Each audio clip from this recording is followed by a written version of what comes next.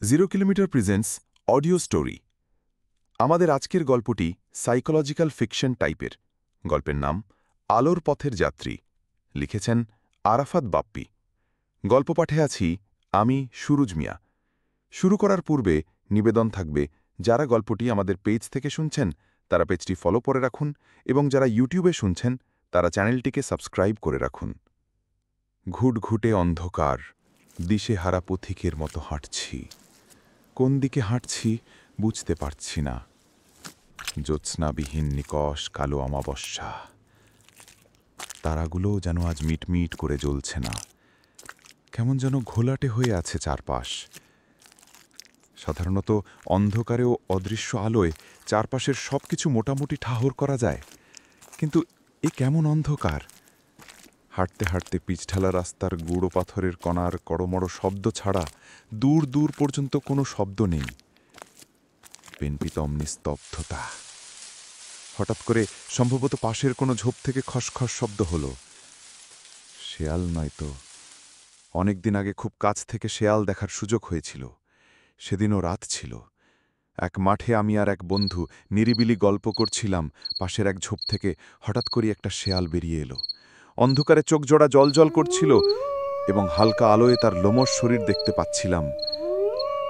সেই ভীতিকর ঘটনার কথা কল্পনা করে টের পাচ্ছিলাম ভয়ের একটা ঠান্ডা স্রোত আমার শিরদাঁড়া বেয়ে নিচে নেমে যাচ্ছে। কিন্তু ভীতিকর কিছু ঘটল না। খসখস শব্দটা দূরে যেতে যেতে আস্তে আস্তে মিলিয়ে গেল, তবে ভয়টা গেল না। অন্ধকার হাতড়ে যখন আরেকটু এগোতে লাগলাম, হঠাৎ পায়ে কি যেন একটা আটকে গেল, আর সেই সাথে একটা পচা বোটকা গন্ধ নাকে ভক করে উঠল। আমাদের এলাকায় একটা মাধ্যমিক স্কুলের পাশে একটা ছোট ব্রিজ আছে, যার নিচ দিয়ে ছোটখাটো একটা খাল বয়ে যায়। সেই খালের পারে একটা কবরস্থান আছে। একদিন রাত 10-11টার দিকে দুইজন বন্ধুকে নিয়ে ঘুরতে বেরিয়েছিলাম সেই ব্রিজটার দিকে।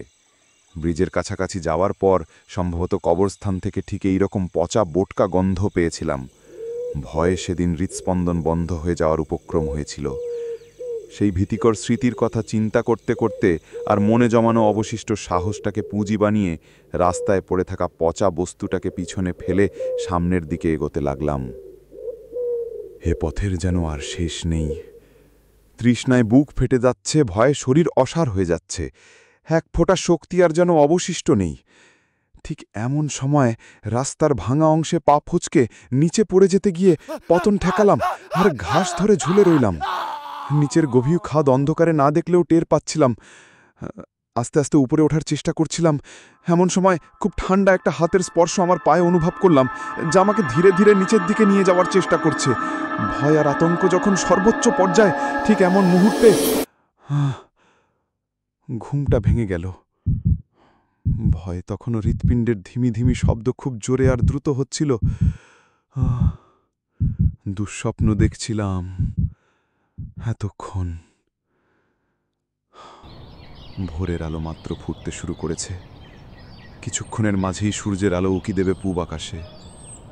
দুঃস্বপ্নের মতো ভয়, আতঙ্ক, হতাশা, গ্লানি, দুশ্চিন্তা, ব্যর্থতাগুলো পেছনে ফেলে নতুন স্বপ্ন আর আশা নিয়ে, বুকের ভেতরে সমস্ত সাহস আর স্পৃহা নিয়ে, সংকল্প আর দৃঢ়তা নিয়ে, অন্ধকারের নিস্তব্ধতা ভেঙে দেওয়া নতুন সূর্যের মতো হাসি মুখে আমরা বেরিয়ে পড়ি নতুন একটা দিনের সূচনা করার জন্য। প্রত্যেক দিন। সমাপ্তি হল আমাদের আজকের গল্প আলোর পথের যাত্রী। গল্পটা যদি আপনাদের মনে বিন্দুমাত্র প্রভাব ফেলে, তাহলে আপনার অনুভূতি কমেন্টে জানান, লাইক করুন এবং আপনার পরিচিতজনদের সাথে শেয়ার করুন।